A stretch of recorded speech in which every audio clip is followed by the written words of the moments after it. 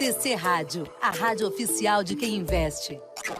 Daqui a exatamente um mês entra em vigor no mercado a resolução 175 da CVM, que vai ter impacto direto no mercado de capitais. Na prática, essa resolução vai normatizar todas as regras para os fundos de investimento, determinando os ativos nos quais eles podem aplicar, definindo custos, prazos para aplicação e resgate, além de determinar a responsabilidade de cada um nesse processo. E a gente vai entender melhor, né, faltando esse um mês para essa resolução entrar em vigor, como que isso vai impactar os investimentos de quem aplica nos fundos, os investidores que acompanham aqui a TC Rádio. Para isso, a gente recebe o Rafael Frota, advogado do Bering Cabral Advogados. Ele conversa comigo, Gabriel Medina, e também da Beatriz Langella. Tudo bom, Rafael? Obrigado por atender o convite aqui da TC Rádio. Como vai? Boa tarde, Bia, boa tarde, Medina. Eu que agradeço o convite. É um prazer estar aqui, bater um papo aí com vocês sobre essa nova regulamentação, né? Essa nova resolução aí que faltam 30 dias para entrar em vigor. Boa tarde, Rafael. Pois é, Rafael. E de maneira geral, até para o nosso ouvinte que nem sabia dessa mudança, não sabe o que vai acontecer, quais são as alterações que essa resolução traz para os fundos de investimentos e quais são os principais pontos que quem tem a cota dos fundos deve ficar de olho, Rafael? Na verdade, Medina, as mudanças são muitas, tá? As mudanças elas são bem impactantes, mas o mercado tem segmentado essas modificações e do ponto de vista dos advogados, né? Eu acho que interessa aos investidores, especialmente varejo, é a inovação de se possibilitar que o fundo tenha cotas de responsabilidade limitada, né? Porque o fundo hoje, como funciona, né? Acho que nunca é demais a gente explicar. O fundo é um condomínio. Então, quando a gente pensa num condomínio, a gente compara muitas vezes com um condomínio edilício. A gente está lá no nosso prédio, que tem 10, 20, 30 apartamentos, que tem seu caixa para pagar os funcionários e tal. Se esse condomínio tem uma despesa muito grande, tem algo surpreendente, há uma responsabilidade ilimitada dos proprietários. Os proprietários têm que usar do seu dinheiro, né, do seu próprio patrimônio para cobrir aquele rombo. Assim funciona o fundo, né? E o que hoje essa resolução traz é a possibilidade dos fundos terem cotas de responsabilidade limitada. Isso significa que a responsabilidade do investidor está limitada àquele dinheiro que ele está colocando na compra ou na subscrição de cotas. Esse impacto eu acho muito importante, porque a evolução do capitalismo, né, se nós chegamos aqui hoje, ela está muito ligada à divisão da responsabilidade, né? A separação da personalidade jurídica do investidor, da pessoa física, daquela empresa, daquele veículo, né? O que acontece nas sociedades limitadas, nas sociedades anônimas, e o que vai passar a poder, né, a acontecer nos fundos de investimento. Então, esse primeiro ponto, ele é, ao meu ver, fundamental, né? Há também a segregação patrimonial. Um segundo ponto que podemos destacar, a segregação patrimonial. Significa que dentro de um próprio fundo, nós podemos ter classes distintas de cotas, sejam elas de responsabilidade limitada ou ilimitada, ou mesmo com tipos de investimentos diferentes, estratégias diferenciadas, né? Então esse ponto aí na resolução está sendo ainda debatido no mercado, a transição talvez seja um pouco complicada aí para os gestores e tal, mas é um ponto fundamental. E para a gente trazer qualquer importância, né, desse mercado pro investidor, de acordo com a Anbima, o mercado brasileiro tem mais de 28 mil fundos e o patrimônio líquido de cerca de 7 trilhões e meio de reais. A gente está falando de muita coisa, certo, Bia? Isso mesmo, Medina. Rafael, como toda mudança, há sempre um processo de adaptação. Eu queria saber que desafios você acredita que essa transição pode trazer para o mercado? O que se tem se falado muito, e a própria CVM tem se manifestado em alguns congressos junto à Anbima, é que essa mudança ela não vai ser a curto prazo, né?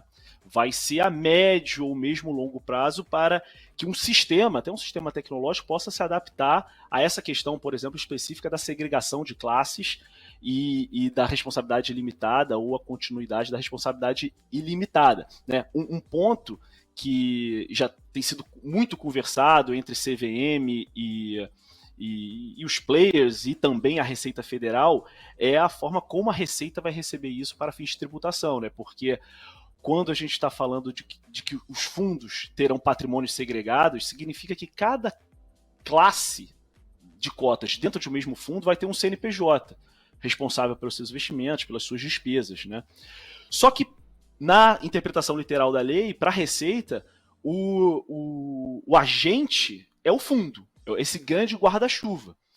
Então, o fundo vai contratar via seu CNPJ, mas as despesas estarão nos CNPJs dessas classes.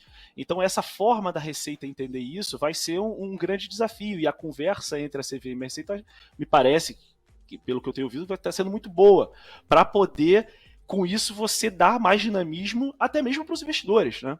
Os investidores poderem saber mais, de uma forma mais clara, onde eles estão entrando nos seus investimentos. Para dar um exemplo, como é que funciona, resumidamente, essa resolução? Ela tem um arcabouço geral, então ela tem suas 80 páginas aí das regras gerais dos fundos, e os anexos normativos, cada um dos anexos normativos que a CVM ou já editou ou vai editar, a CVM espera editar até abril, vai tratar de específicas de fundos. Então, por exemplo, hoje já temos um anexo normativo dos fundos de investimento financeiro. Então, o fundo de investimento financeiro, ali dentro, a CVM já está se organizando, que esse fundo pode investir em ações, em produtos cambiais, em multimercado, em renda fixa, né? No futuro vai vir o regulamento sobre FIPs, né? Ou sobre os fundos de investimentos imobiliários, né? O mercado está ansioso por isso. Então, cada um desses anexos terão sua estrutura própria para os fundos, sua própria tributação, e os mercados, os gestores, administradores, distribuidores vão se adaptar a cada um desses produtos. Perfeito. A gente pode dizer que essa resolução, Rafael, torna os fundos mais atraentes para os investidores do varejo? Eu acho que sim. Eu acho que sim. Inclusive, a CVM tem usado uma palavra, ela tem usado duas. Um é o empoderamento do investidor, empoderamento do varejo, ou a democratização do varejo, né? Porque não apenas essa questão da responsabilidade limitada, que eu acho que é crucial, né? E fazendo um parênteses, ela vem lá da Lei da Liberdade Econômica, né? Foi a partir da Lei da Liberdade Econômica em 2019 que foi positivada essas normas dos fundos no Código Civil, e a CVM agora está trazendo para a regulação específica do mercado. Então, além dessa questão da responsabilidade do próprio investidor, há uma transparência, a CVM está objetivando ter maior transparência com relação à política de remuneração dos prestadores de serviço. Então, hoje, quando você vai lá e paga uma taxa, né, vai contratar o seu fundo, fazer um investimento, paga uma taxa de 1,5%, você está colocando lá, e há os rebates, né? Hoje a CVM não gosta mais de falar de rebate, vai ter o acordo de remuneração. Há os rebates entre gestor, administrador, distribuidor. O que a CVM hoje quer, se você está pagando lá 1,5% da sua taxa, a CVM quer saber, 1,5%, como é que esse capital está sendo remunerado? 0,3% do administrador? 0,8% do gestor? O saldo para o distribuidor? Então, esse tipo de transparência, né, o disclosure aí com forte compliance, né, é um dos objetivos da CVM para aí, claro, dar mais garantias ao investidor.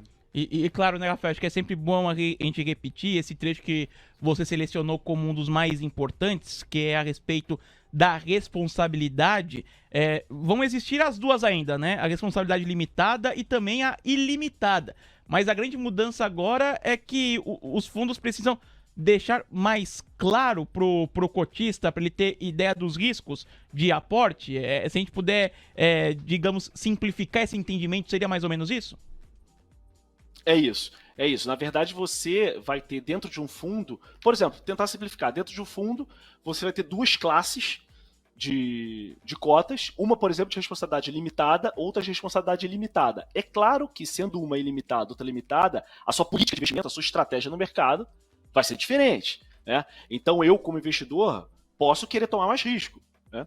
Então, provavelmente, a minha cota de responsabilidade ilimitada tem determinado risco. A cota de responsabilidade limitada, já tem outro risco. Então, o entendimento, Medina, é por aí, prevendo no regulamento, é aí que vem a resolução, que o regulamento vai ter que prever claramente denominações. A minha cota é de responsabilidade limitada. Essa minha cota é de responsabilidade ilimitada. Isso tudo estará até na denominação dessas classes, a denominação dos fundos, desse CNPJ específico, né, dentro do grande guarda-chuva. Então, tudo isso, nós estamos aqui batendo papo e tal, falando da teoria, mas tudo isso vai ser novidade na prática a partir de 3 de abril. Então, é isso que as pessoas estão se preparando aí no mercado.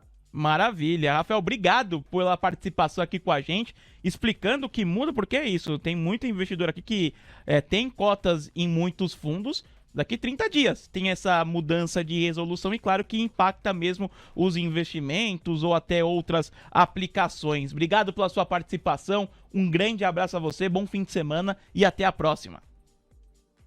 Eu que agradeço, um grande abraço, bom final de semana e parabéns pelo canal. TC Rádio.